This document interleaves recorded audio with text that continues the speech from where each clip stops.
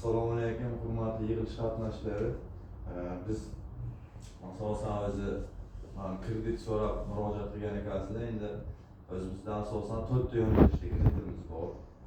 Shu Yangi Namangan tuman mahalladan 10 bitta NFE bizga biriktirilgan.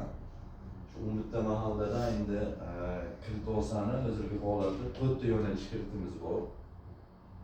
Birinchisi biznesga birinchi qadam.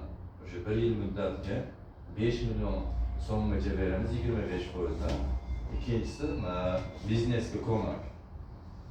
Buni 4 yil muddatga 6 oy imtiyozli davr bilan qilib beramiz 17 milliongacha.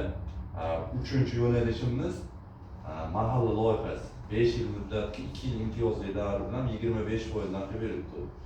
Endi tadbirkor YTT bo'lsa 100 milliongacha garovsiz, 300 milliongacha garovsiz kreditlarni qilib yuritganmiz. Bu asosan endi bizni mahalla Yangi Namangan tumaniga qaraganligi uchun toifa qilib bo'lib qo'yilgan. Bizni Yangi Namangan tuman birinchi toifaligi uchun 23%dan qilib beramiz. O'sha 1 yil mobaynida оборот qilgan faoliyat boshlanganiga 12 oy muddat bo'lishi kerak. Endi shunga sizlarga qaysi kreditimizdan ma'qul kelsa o'shandan qilib beramiz. Endi to'g'ri siz qaysidir kredit so'rayotganingiz, qaysisidan berish kerak? Microovni pech, mana konditerskiy pech, bunaqa bo'lishi kerak. Frezer, novxona tushib ketgan, uni ta'mirlash kerak.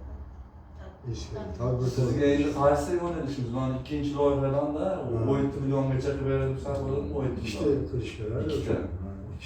Ikkita kredit qilish kerak o'zi, to'g'ri, asosan bunda 4 yil muddatga qilib beramiz 6 oy imtiyozli davr bilan. Birinchisi o'sha kredit oluvchi ishsiz bo'lishi kerak. Buni asosan maqsadimiz ishsizni ishli qilishda.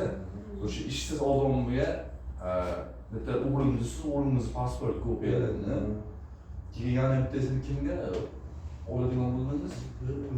Kichkina o'g'ilcha oladiganlar endi qo'shadigan. Kichkina o'g'ilchaga qilamiz bo'lmasa, o'shalarning endi pasportlarini berasiz. Biz KTMlarni tekshiramiz. Keyin undan keyin 375 ming bazaviy miqdor bor. O'zini o'zi band qilish kerak. O'sha 375 ming bilan u 1 yilga stajga bo'ladi. O'shandan qilib beramiz. Xudo xohlasa o'sha mahallada biriktirilgan mahalla bankimiz bor, mahalla agentimiz bor. O'shalarga hujjatlarni taqdim qilamiz. Qilsangiz biz tez orada ishingizni bitkazib kreditingizni qilib beramiz.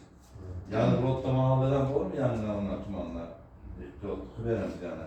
Qanaqa yo'nalishlardan bo'lsa. Boshqalardagi o'lishdagi yo'qmi? Yuridik